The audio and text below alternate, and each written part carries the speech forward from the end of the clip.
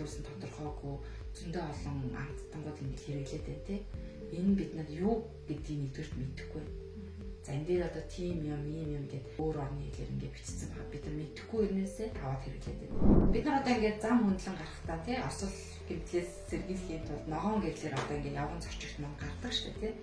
Гэтэл бид нар улаан гэрлэр гарвал тийм эрсдэлтэй. Яг тэрнтэй ч адилхан бүсний бүтээгдэхүүний шашгийг анхаарал аваад байх юм бол яг л тэр нөгөө улаан гэрлэр ингээл замын хөдөлгөөнд ингээл орцож байгаатай адилхан эрсдэлтэй явж байгаа. Нийгмийн эрүүл мэндийн үндэсний төвөөс 2023 онд бол цахим хандлт авсан бүсний бүтээгдэхүүний шашгалтай.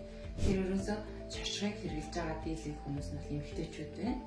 Гэхдээ шашган дээрээс уншиж байгаа мэдээлэл маань одоо хизээ үйлдвэрлэсэн, хизээ хугацаанд дуусгын дээр тогтоод яг ямар бүтээгдэхүүн, ямар орц найрлага орсон байна гэдгийг харах байдал бол бас хангалтгүй байдаг. Шашган байна уу? Шашган дээр байгаа мэдээллийг би ойлгохоор байна уу гэдгийг ингээ харах нь шүү. За дээр нь хугацаа. За хугацааг нь харлаа, хадгалах нөхцөлийг харлаа. Тэнгүүтээ цаг багшаа бодлын бүрэн бүтэн байдлаа хараад авчих гэсэн. Хин хизээ хэрхэн яаж үйлдвэрсэн тодорхойгүй ингээл бэршигий, орон хаяр шошгохгүй авч идснээрээ нэгдүгээр эзний халдвар нь хоолны халдвар өгдөг хэрсэл тэнд байж байгаа. За хоолны халдвар эзний халдвараар ингээ хүмүүс үүдснээр ер нь ингээл бөөлжөө суулгаад тэгэл гайгүй гэж бодоод байдаг тийм. За энэ бол анхны шинж тэмдэг.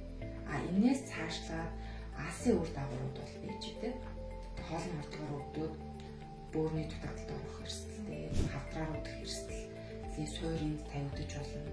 За дараагаар нь бид нар өдөр болгон сахарын агуулмж өндөртэй бүтээгдэхүүнийг хэрэглээд яваад байж болно ш. Хүүхдтэй би энэ сүг өгөөд байх юм бол хонгийнхан дэм дэмий хэрэгцээг хангана гэд би зар мэдээлэл одоо зар сурталчилгаанаас сонсцсон учраас өдөр болгон хүүхдтэй яг тэр одоо сүг юм уу тагийг ингээл авч өгөөд дээгийн нөхөөд гэж бодсон чинь би хүүхдтэй өдөр болгон нэмэгдэл сахар айгүй өндөр өгөөд ирсэн юм ш.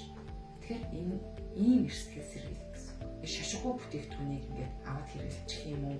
Аль эсвэл өөр улс орны хэл дээр те одоо бид нар араб хэл дээр байх юм уу? Аль эсвэл япон хэл дээр байх юм бол хэрэглэгчид маань төдийлөн бас мэдгүй шүү дээ хятад хэл дээр байх юм бол. Тэгэхээр мэдхгүйгээр ингээд таавраар авах нь бол энд бол эрсдэл байна. За манай Монгол улсад мөрдөж байгаа хүнсний бүтээгдэхүүний одоо шашгалтын стандарт гэж байдаг. Энэ стандарт дээр бүр ингээд бичсэн байна. Зах зээл дээр худалдаалж байгаа хүмүүсийн бүтээгдэхүүн нь шашигтай байна. За шашган дээрээ Монгол эсвэл одоо тийм импортоор орж ирж байгаа бол англи, орос хэлээр байхыг зөвшөөрнө. Өөр бусад улс орны хэл дээр байх юм бол түүнийг импортлогч одоо байгуулгын орчуулаад хэрэглэгчдийн мэдээг хэрхийг хангаад заавал ингэж наанаа гэж бичсэн байж байна. За ялангуяа олон төрлийн орц найрлага орсон одоо хүнсний бүтээгдэхүүн байлаа тий.